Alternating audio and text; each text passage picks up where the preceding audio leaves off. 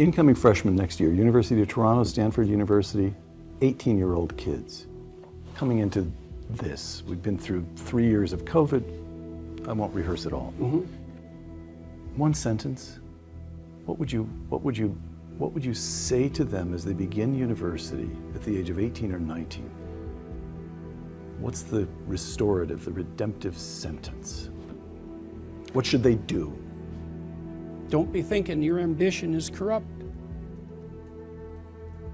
You know, because that's part of the message now. Human beings, we're a cancer on the planet. We're headed for an environmental apocalypse.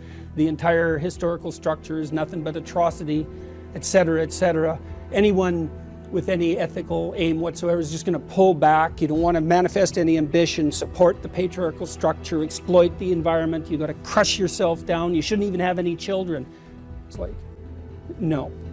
There's no excuse for that. There's zero excuse for that. I saw a professor at an event, something like this.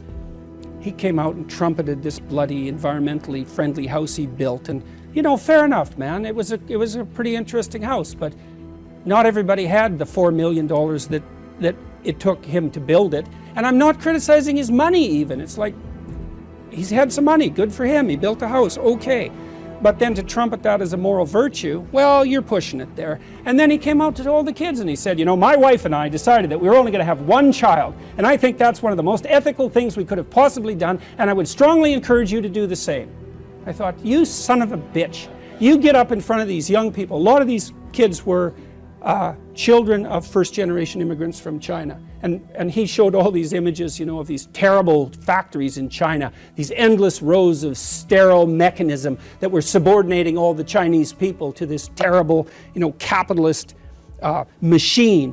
And I thought, you don't understand. Half the audience is looking at those factories and thinking, that's a hell of a lot better than struggling through the mud under Mao, buddy.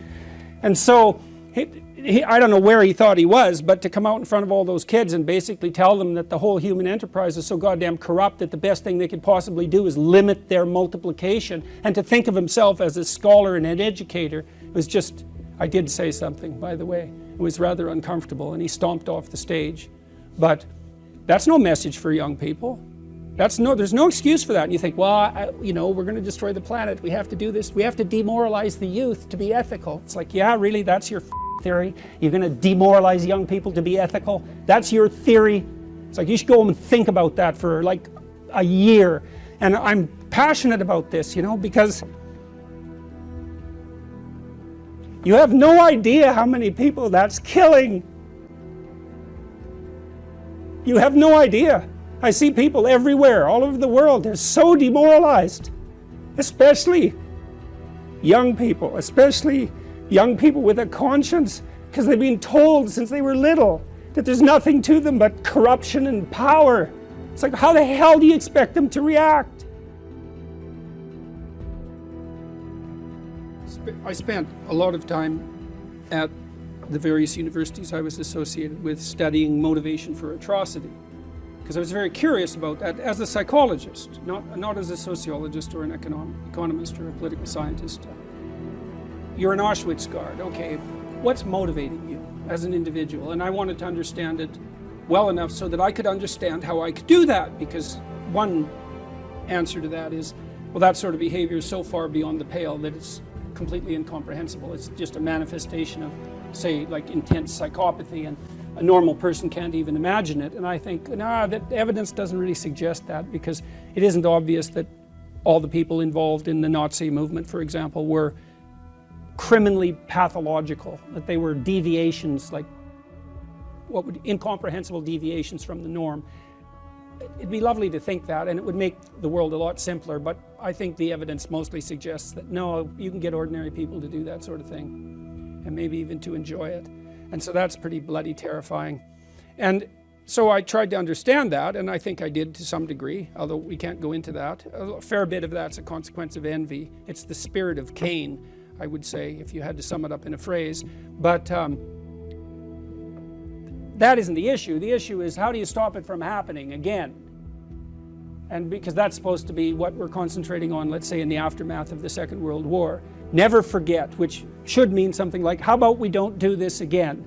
And so my question was, well, how do we how do we best go about that, ensuring we don't walk down that road again? And my conclusion was, because it was fundamentally an issue of individual psychology, most fundamentally, more than economics, more than sociology, all of that. The cure is individual. People have to act as ethically as they are powerful, or else. And so I've been trying to convince people to do that, I suppose, or to put forward, not to convince them precisely, but to put forward an argument about why that's necessary and why it's on them. It's like, no, this is on you. You got to understand this problem. It's you. You don't get it right, it isn't going to work. And so how do you do that? Well, you start with what you have under control in your own life, because where else are you going to start? You look to yourself. Put your house in order. Don't be worried about some other person walking this satanic path. And that's what activists do all the time, right? It's you. It's the corporations, like it's someone else. No. It's you. And I think that's also fundamental to the Judeo-Christian doctrine, is that it's you. It's on you.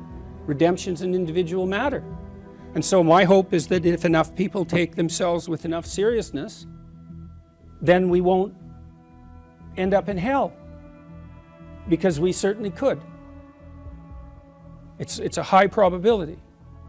And I also don't think that you can be motivated enough to put your house in order to the degree that's necessary merely by being attracted, let's say, to the potential utopia that might emerge as a consequence of that. So that'd be a vision of heaven, let's say.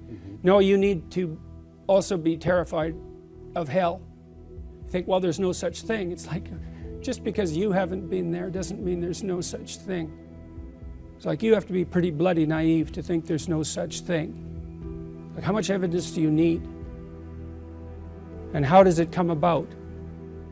Well, it comes about, at least in partial consequence, of the sins of men. And I think that's true. So I go around and I talk to people. I say, look, there's not only more to you than you know, there's more to you than you can imagine. You have an ethical responsibility to act in that light. And you might claim not to believe that, but I would say, well, your whole culture is predicated on that belief. And insofar as you are an active member of that culture and a believer in its structure, then you believe it. You might not be very good at believing it. You might be full of conflict and doubt, and you might not be able to articulate it, but it's still right at the bedrock of your culture, this notion of what? The divine sovereign individual. Is that not what your culture is predicated on, that idea? The logos inherent in each person? It's something other than that? I've never seen a credible argument made to show that it's anything other than that. You know, you can say, well, rights are attributed to you by the state. It's like, sorry, that's a weak argument, because the state's dependent on your actions. So, you know, to believe that, you have to believe that the state is the entity, and that individuals are just subordinate in some fundamental sense to the state. It's like, no, the state is dependent on the individual to exactly the same degree. So we're the active agent of the state in some sense. We're the seeing eye of the state, the speaking mouth of the state, because the state's dead without the individuals that compose it. Milton conceptualized Lucifer as something like the spirit of unbridled intellectual arrogance. It's something like Lucifer is the light bringer, and he is engaged in a conflict with God, attempting to replace the divine. And that's pretty explicit in the story. And I look at that and I think, oh, that's a poetic intuition of the battle between the secular intelligentsia and the religious structure. That's Milton's prodroma. And what he sees happening is the intellect has become so arrogant that it will attempt to replace the divine and rule over hell. I think, yeah, well, that's the Soviet Union, man. That's Maoist China. We know. We've got our theory. It's total. We've solved the problem and nothing's going to change. Fair enough. If you want to rule over hell and you think, well, these societies are successful. It's a pretty odd definition of success as far as I'm concerned. You want to be successful like China? You know, that's why it's true that man does not live by bread alone, you know. A wealthy slave, that's no life.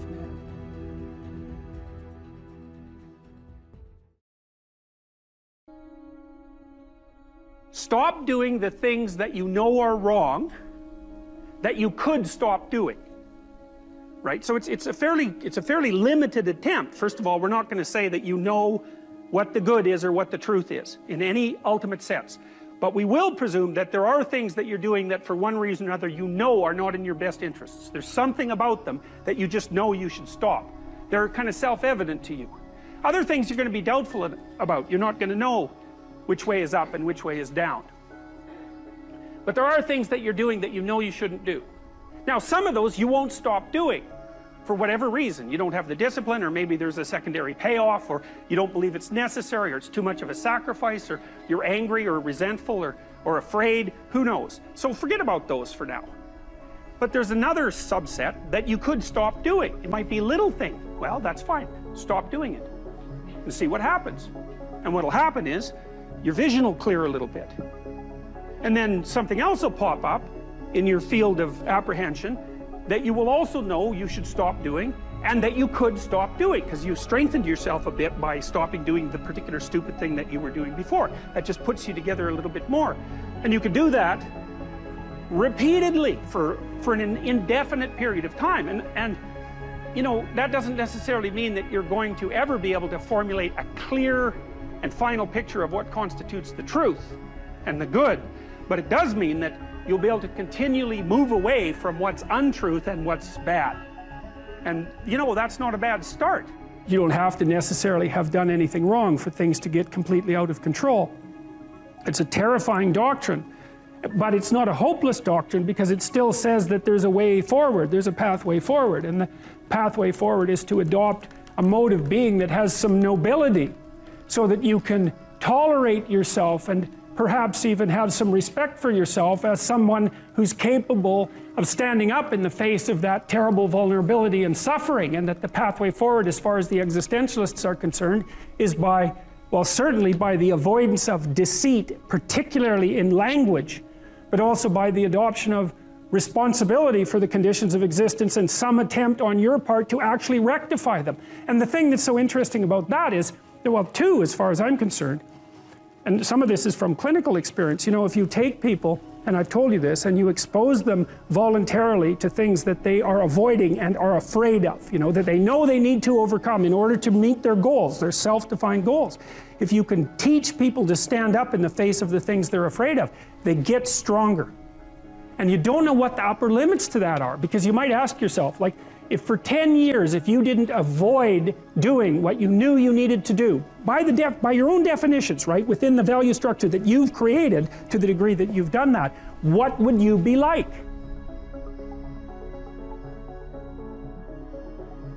You know, there are remarkable people who come into the world from time to time, and there are people who do find out over decades-long periods what they could be like if they were who they were, if they spoke their being forward. And they get stronger and stronger and stronger, and we don't know the limits to that. We do not know the limits to that. And so you could say, well, in part, perhaps the reason that you're suffering unbearably can be left at your feet, because you're not everything you could be, and you know it. And of course, that's a terrible thing to admit, and it's a terrible thing to consider, but there's real promise in it, right? Because it means that perhaps there's another way that you could look at the world, and another way that you could act in the world, so what it would reflect back to you would be much better than what it reflects back to you now. My experience is with people that we're probably running at about 51% of our capacity. Something, I mean, you can think about this yourselves. I often ask undergraduates how many hours a day you waste, or how many hours a week you waste, and the classic answer is something like 4 to 6 hours a day. You know, inefficient studying, watching things on YouTube that not only do you not want to watch, that you don't even care about, that make you feel horrible about watching after you're done. That's probably 4 hours right there. You know, you think, well, that's 25 hours a week, it's 100 hours a month, that's 2.5 full work weeks, it's half a year of work weeks per year. And if your time is worth $20 an hour, which is a radical underestimate, it's probably more like 50 if you think about it in terms of deferred wages. If you're wasting 20 hours a week, you're wasting $50,000 a year. And you are doing that right now, and it's because you're young. Wasting $50,000 a year is a way bigger catastrophe than it would be for me to waste it, because I'm not going to last nearly as long. And so if your life isn't everything it could be, you could ask yourself, well, what would happen if you just stopped wasting the opportunities that are in front of you? You'd be who knows how much more efficient. 10 times more efficient, 20 times more efficient. That's the Pareto distribution. You have no idea how efficient people get. It's off the charts. Well, and if we all got our act together collectively and stopped making things worse, because that's another thing people do all the time, not only do they not do what they should to make things better, they actively attempt to make things worse because they're spiteful or resentful or arrogant or deceitful or homicidal or genocidal, or all of those things all bundled together in an absolutely pathological package. If people stopped really trying just to make things worse, we have no idea how much better they would get just because of that. So there's this weird dynamic that's part of the existential system of ideas between human vulnerability, social judgment, both of which are major causes of suffering, and the failure of individuals to adopt the responsibility that they know they should adopt. It isn't merely that your fate depends on whether or not you get your act together and to what degree you decide that you're going to live out your own genuine being. It isn't only your fate, it's the fate of everyone that you're networked with.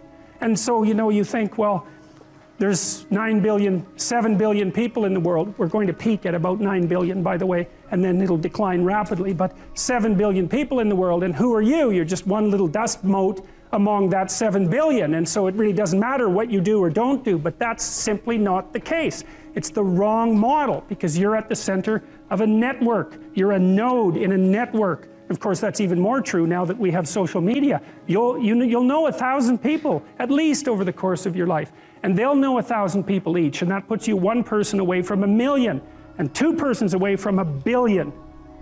And so that's how you're connected, and the things you do, they're like dropping a stone in a pond. The ripples move outward, and they affect things in ways that you can't fully comprehend, and it means that the things that you do and that you don't do are far more important than you think. And so if you act that way, of course, the terror of realizing that is that it actually starts to matter what you do. And you might say, well, that's better than living a meaningless existence. It's better for it to matter. But I mean, if you really asked yourself, would you be so sure if you had the choice? I can live with no responsibility whatsoever. The price I pay is that nothing matters. Or I can reverse it and everything matters. But I have to take the responsibility that's associated with that. It's not so obvious to me that people would take the meaningful path. You know, when you say, well, nihilists suffer dreadfully because there's no meaning in their life, and they still suffer. Yeah, but the advantage is they have no responsibility. So that's the payoff, and I actually think that's the motivation. Say, well, I can't help being nihilistic. All my belief systems have collapsed. It's like, yeah, maybe. Maybe you've just allowed them to collapse because it's a hell of a lot easier than acting them out. And the price you pay is some meaningless suffering, but you can always whine about that and people will feel sorry for you, and you have the option of taking the pathway of the martyr, so that's a pretty good deal, all things considered, especially when the alternative is to bear your burden properly and to live forthrightly in the world. Well, what Solzhenitsyn figured out, and so many people in the 20th century, it's not just him, even though he's the best example, is that if you live a pathological life, you pathologize your society. And if enough people do that, then it's hell. Really, really. And you can read the Gulag Archipelago if you have the fortitude to do that, and you'll see exactly what hell is like. And then you can decide if that's a place you'd like to visit, or even more importantly, if it's a place you'd like to visit and take all your family and friends. Because that's what happened in the 20th century.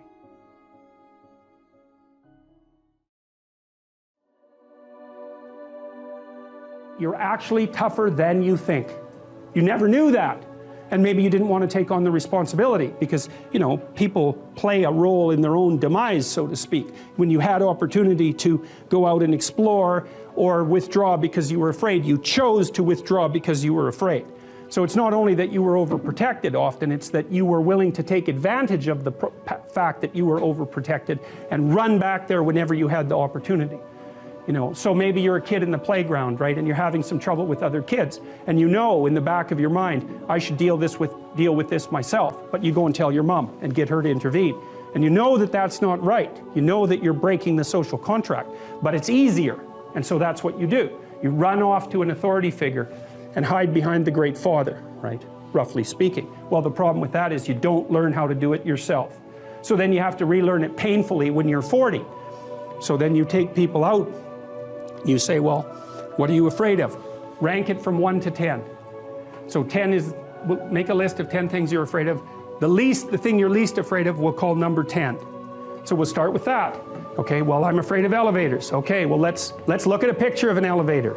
Let's have you imagine being in an elevator. Let's go out to an elevator and let you watch the terrible jaws of death open, because that's how you're responding to it symbolically, right? And you're going to do that at the closest proximity you can manage. You find out, you go do that, it works. You're nervous as hell, especially from an anticipatory perspective. Shaking. You go out, you stop, you watch it happen, and you actually calm down. You do that 10 times and it no longer bothers you. Well, what you've learned that you didn't die, but more importantly than that, you've learned that you could withstand the threat of death. That's what you've learned. And then you move a little closer, and then you move a little closer, and then you move a little closer, and finally you're back in what's no longer the elevator from a symbolic perspective. It's a tomb, right? It's a place of enclosure and isolation. And you learn, turns out I can withstand that. And then you're much more together, much more confident. Potential is an interesting idea because it represents something that isn't yet real, yet we act like it's real. Because people will say to you, you should live up to your potential. And that potential is partly what you could be if you interacted with the world in a manner that would gain you the most information. Right? Because you build yourself out of the information in the Piagetian sense. But it's deeper than that too, because we know that if you take yourself and you put yourself in a new environment, new genes turn on in your nervous system. They encode for new proteins. And so you're full of biological potential that won't be realized unless you move yourself around in the world into different challenging circumstances, and that'll turn on different circuits. So it's not merely that you're incorporating information from the outside world in the constructivist sense. It's that by exposing yourself to different environments, you put different physiological demands on yourself all the way down to the genetic level, and that manifests new elements of you. And so one of the things that happens to people, and this is a very common cultural notion, is that you should go on a pilgrimage at some point to somewhere central, and that would be, say, like the Rock in the Pride Rock in The Lion King, because you take yourself out of your dopey little village, and that's just the little bounded you that everyone knows and that isn't very expanded, and then you go somewhere dark and dangerous to the central place, and while you do that, you have adventures, and they toughen you and pull more out of you, like partly because you're becoming informed, which means information. It means you're becoming more organized at every level of analysis, but there's also more of you too. Your best bet is truth, but that doesn't necessarily mean that's always going to do the trick, right? I mean, sometimes you go fight a dragon and it eats you, and if you being eaten wasn't a real possibility, it wouldn't be a real fight. And so you see people, like I've seen people in my clinical practice sometimes.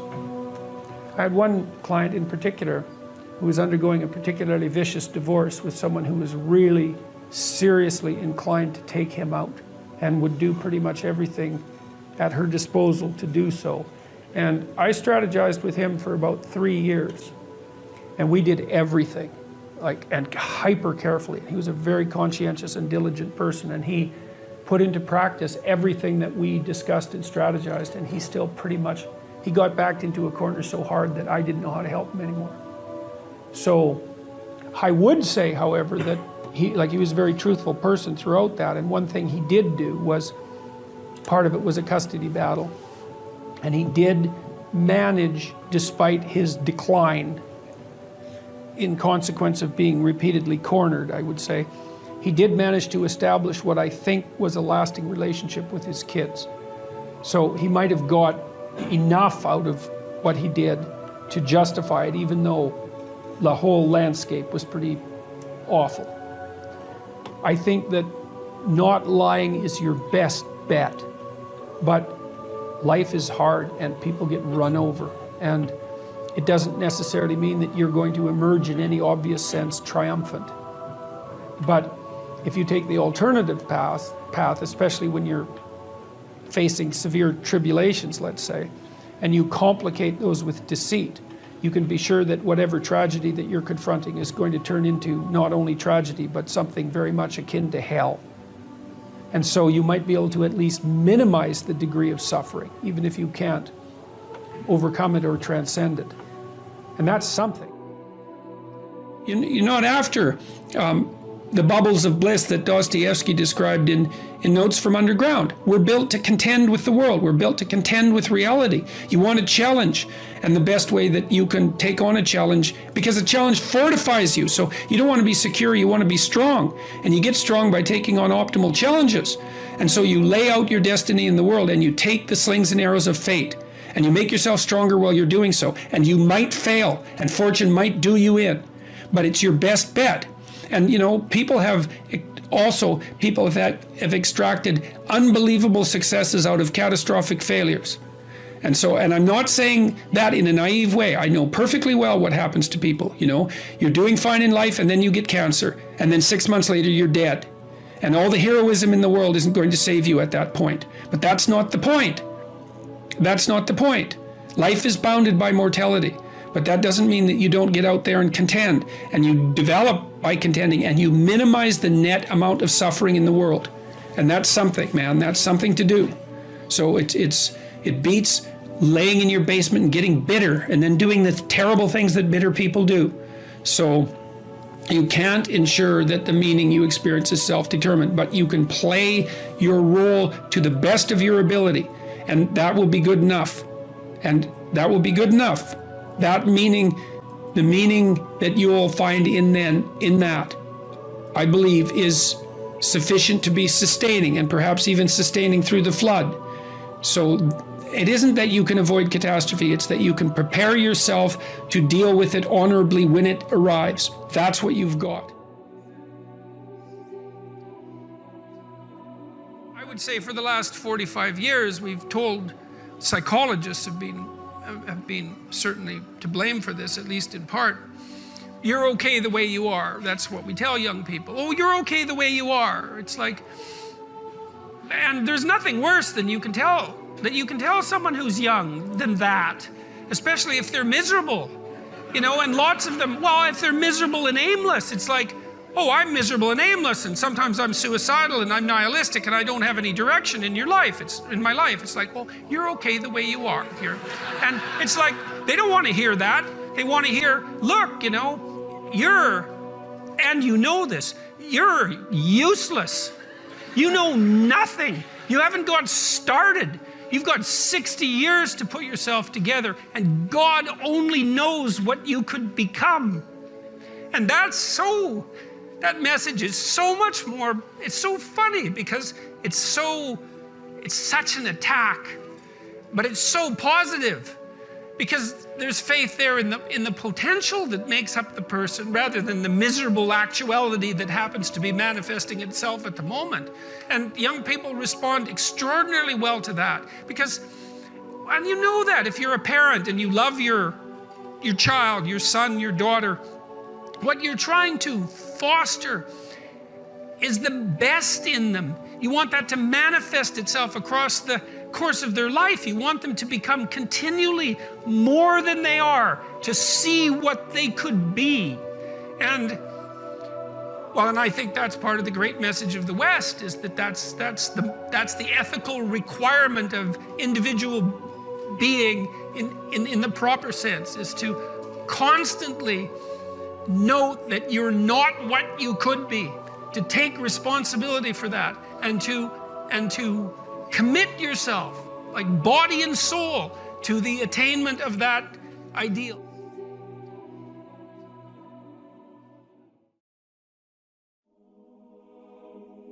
Discipline yourself. And so what do you do with that? Eat 3 times a day at regular meal times. That's a good thing to practice. because that starts to put some stability into your life. Get up at the same time. I would highly recommend all those young people out there who are listening, like, you want to get a jump on life, get the hell out of bed in the morning. You know, as I've got older, I've got up earlier and earlier. Now that's partly because you don't need as much sleep, but it's also partly because I've got more and more disciplined. Like, get up early in the morning and get your things done. Man, learn to get up at 6 in the morning and you'll be one deadly creature, especially if you can get to work. You'll have half your damn day done by the time other people haul their sorry asses out of bed. And so that's a massive, massive advantage. Warren Farrell, the author, he outlined data in Why Men Earn More, which is a book I would recommend, by the way, showing that if you work 13% longer hours, you make 40% more money. It's nonlinear. So you think, why is that? Well, imagine you had 10 employees and one of them works an extra 10%. It's not much. Well, how often is that person going to be promoted, assuming you have a clue as a boss? It's like you're going to look at the 10 people and you're going to think, oh, that guy's always here like 45 minutes early. It's like, why don't we give him the promotion? Obviously, right? So these small edges that you can manage like that, work an extra 10% or extra 13%, have non-proportional payoffs. That's part of the Pareto distribution. So get your sleep cycle organized so you get up in the morning. Learn how to do it. No excuses. I'm too tired in the morning. I don't like mornings. Who cares? That's not relevant. It's like, discipline yourself so you can manage it. Schedule your meals, because that's a good disciplinary routine. And then learn to use a calendar, like Google Calendar. Most of you, many of you out there, do not use a calendar. Okay, a calendar is not a prison, and it's not a tyrant. Not if you use it properly. A calendar keeps anxiety at bay. It makes sure that you do what you need to do, which is important because otherwise you fall behind. But if you use it properly, it also helps you plan what you want to do. So I could say, well, lay out your damn calendar and design the days you would like to have. That's what your calendar is for. So you can put in all sorts of things in there you want to do and that would be good for you. And that's a really good way to start being more industrious. Make a plan. You need a plan for 3 years. You need a plan for the next year. You need a plan for the next 6 months. You need a plan for the next 3 months. You need a plan for the week.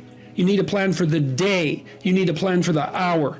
All of that. I make lists constantly of what I have to do. And they're like daily, weekly, monthly, yearly. But you want plans at all those levels of resolution. You want to write the things down. And because what are you going to do? You're going to stumble around and get what you need? You're going to stumble around and be useful to other people? And it's useful to be useful to other people, you know. They want to work with you then. They want to do things with you. They want to have you around. They trust you. They open up opportunities for you. And if you stumble around like you're blind, you're not going to get anywhere. And then you're going to suffer. And then you're going to be bitter. And then you're going to be cruel. So that's hell. You have to add small goals. Now, if that doesn't work, like if you can't make the goals small enough to achieve, you know, it might be that you're not being humble enough with regards to your conceptions of your own ability. But you can tell if the goal that you put forward is a reasonable one if you're actually implementing it. Because if you're not, then by definition, it's not a reasonable goal. You know, like let's say you're sleeping all the time and your room is just a bloody complete disaster. You know, and you think, well, I should clean up my room. It's like, well, maybe you can't, but maybe tomorrow you could hang up 2 shirts, you know, or you could move 2 shirts from your bedroom to the laundry room, or you could bag up a bag of dirty clothes that you could conceivably take to a laundromat. And you just do that one thing, you know. If your room's a catastrophe and you do that one thing and then you did one thing like that for 15 days or 20 days, maybe your place would be in order. And so the trick is to get the trajectory right. You're moving through life and you have a plan or a dream and it shatters. You know, someone dies or a relationship breaks apart or you have a terrible upset in your career or you become ill in some unexpected way. Then everything around you falls apart and you plunge into a chaotic underworld. And then maybe you stay there because it isn't necessarily the case that people get out. You know, people die, people are in despair permanently, but frequently, something tragic and terrible befalls you, and you fall apart, and you learn something profound as a consequence, and you put yourself back together, and when you come back out, you're more than you were when you went in. And that's happening at a small scale. Every time you learn something, if you ever really learn something, it's usually painful. It usually means that you have to recognize that you're wrong in some important way. You have to let that part of you that's wrong die. And then you have to let a new part of you. Okay, so the self, imagine that you undergo a series of transformations in your life. There are collapses into the chaotic underworld and then mini resurrections. That happens continually. And that's what molds your character. Yes. The self is this thing that manages the transformations that manages all those transformations. So you could say, here's another way of thinking about it. You could identify with what you understand. That's what ideologues do. You could identify with what you don't understand, and that's what sort of seekers after truth identify with. Or you could identify with the process of moving between those states. Sometimes you know what you're doing, you know where you are, you're in control. And you can become arrogant and identify with that and then become too static about it, right? Or you can be in despair and everything is chaotic and you can identify with that, in which case you're nihilistic. Or you can view yourself as the thing that moves across the transformations. And that's the right way to conceptualize yourself, is you're the thing that maintains constancy across transformation. Life is difficult, and it's harder to do things than not to do them, and it's harder to do them well than to do them badly. And it's easy to sit around and be hopeless. I don't mean it's emotionally easy, because it's not, but it's procedurally easy to be useless and to fall back into your old habits and to not discipline yourself. And it's a matter of continual practice, slow continual practice. And I think a good example of that is something like weightlifting. If you start a weightlifting program, which I would recommend, by the way, because it's tremendously advantageous physically and cognitively, you're not going to really see results for a number of weeks, and then the results are rather slow, but you can get pretty decent results over a 6-month period and absolutely stellar results over a couple of years. And so you have to make sure your time frame is right and not to be too hard on yourself. And I did mention the future authoring program earlier, and one of the things I would recommend too is, if you're having a hard time implementing your decisions, say your ethical decisions, that you spend a bit more time thinking them through and writing them down. And the future authoring program is really helpful for that. That's why we designed it. And so get your goals straight and continue to practice every day. And if you're not succeeding, then make your goals slightly smaller. You want to make your goals large enough so that they challenge you, but small enough so that you have a reasonable probability of succeeding at them on a day-to-day basis. And then you have to also understand that if you fail on a given day, like let's say you're trying to quit smoking and you quit for 2 weeks, and then you have a cigarette and you think, oh my God, now I've screwed it up. I'm not quitting anymore. You smoke a whole pack of cigarettes. It's like, well, there's a couple of mistakes there. And one is, well, just because you had a cigarette doesn't mean you failed. It just means that you had a cigarette. You can start stopping again the next day. And the fact that you had one cigarette in the last 2 weeks is a hell of a lot better than the 2 weeks that you had before that. And so you've got to be realistically humble. You've got to be ambitious enough in your goals so that you're pursuing something that you regard as truly meaningful and worthwhile. And maybe you can judge that to some degree if you think about someone you love attempting the same thing and think about how you would feel if they managed it. And if you would feel good, then that's probably a good what would you say? That would be a good evaluation strategy to use on yourself. So you want your goals to be of sufficient nobility so that you can live with yourself properly if you're pursuing them, but you want them to be small enough so that you have a reasonable probability of implementing them. You should use a calendar to structure your days, because if you know what you're doing tomorrow, it decreases your anxiety substantially, because you need that kind of structure. You need a pathway. You need to have a map, and you need to know where you're located on the map, and you need to know how you're moving forward. And that gives you hope, because you're moving towards goals that you regard as worthwhile. And it stops you from being anxious, because you're not entirely directionless and lost.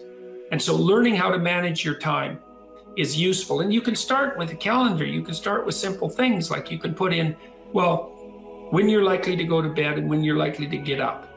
And regulating that's useful. That should be relatively ritualistically consistent.